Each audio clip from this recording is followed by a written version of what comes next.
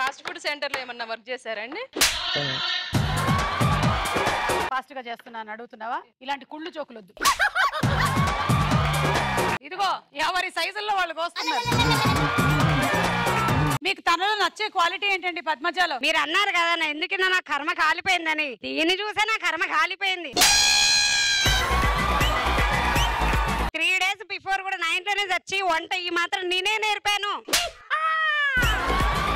భర్త తాగి వచ్చి ఇంట్లో ఎలా ప్రవర్తిస్తాడో అలా యాక్ట్ చెయ్యాలి. డోర్ తీరు. ఓ ఇది ఖచ్చితంగా మా ఆయన కాదు. మా ఆయన అయితే 5 సార్లు తలుపు కొడతాడు.